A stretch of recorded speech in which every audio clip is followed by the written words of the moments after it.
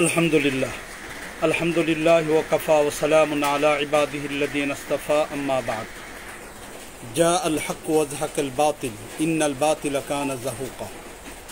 সম্মানিত উপস্থিতি, যারা আমাদের এই লাইভ অনুষ্ঠান দেখতেছেন তাদেরকে হৃদয়ের গভীর থেকে ভালোবাসা জানাচ্ছি।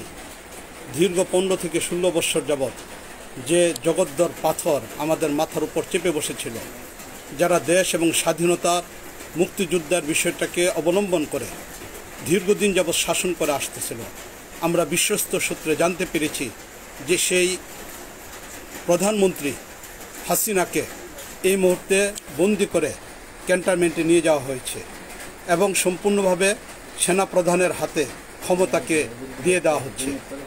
আমরা পুরো দেশবাসীর দিকে লক্ষ্য করে বলতে চাই যে আজকে এদেশের মানুষ স্বাধীনভাবে কোনো কাজ করতে পারতেছিল না। ধর্মীয় কোনো বিষয় এই সরকারের ক্ষমতা থাকা অবস্থায়ও আদায় করা সম্ভব হচ্ছিল না।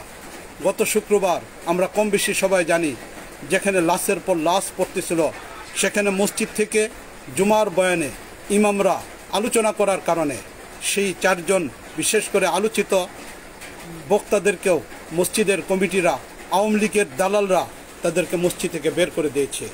ছাত্রদের এই অভ্যুত্থান, সেই গণজোয়ার, এটি শুধু একটা গণজোয়ার নয়, বরং বলতে গেলে বাংলাদেশের দ্বিতীয় স্বাধীনতা অর্জন। আমি 1971 দেখে নেই, কিন্তু এই ছাত্রদের গণ উত্থান আমি দেখেছি। আমি মনে করি নতুন করে আজকে একটা দেশ স্বাধীন হয়েছে, নতুন করে একটা দেশের মানুষ আবার স্বাধীনতা ফিরে পেয়েছে তার 53 বছর পরে। তাই এই মুহূর্তে দেশের মানুষ আমরা যেন শান্তিশিষ্টতার সাথে আমরা যেন এই বিষয়টাকে পর্যবেক্ষণ করি। এর পাশাপাশি আমরা চাই যে ছাত্রদের সমন্বয়ে আজকে আন্দোলন হয়েছে, তাদের মাধ্যমেই পরবর্তী সরকার গঠন হোক। অন্য কোনো প্রক্রিয়া যেন ক্ষমতা হস্তান্তর না হয়, বিশেষ করে আওয়ামী লীগ সমর্থিত কোনো ব্যক্তির দ্বারা যেন ক্ষমতা হস্তান্তর না হয়। পুরা দেশবাসী এ ব্যাপারে সচেতন থাকবেন এবং দেশের মানুষ শান্তিপ্রিয়তার মাধ্যমে এই বিষয়গুলোকে পালন করার চেষ্টা করবেন। আল্লাহ রাব্বুল আলামিন নতুন করে একটা দেশকে আবার মেরামত করার তৌফিক দান করুন। আর এই দেশ মেরামতের জন্য আজ সকল শ্রেণীর মানুষরা তারা কাজ করে যাবেন।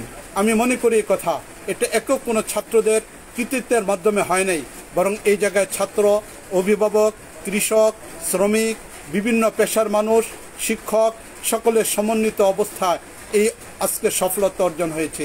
তাই সকলের প্রতি মোবারকবাদ জানিয়ে এর সফলতা কামনা করতেছি। নতুন করে একটা দেশ যেন আবার আমরা গঠন করতে পারি।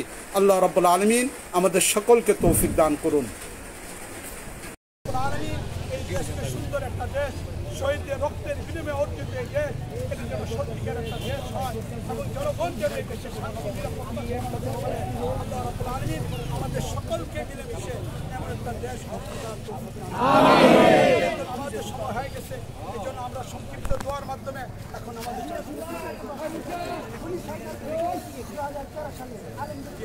শাপলা চত্বরে উলামায়ে কেরামের উপর হত্যা করেছিল এবং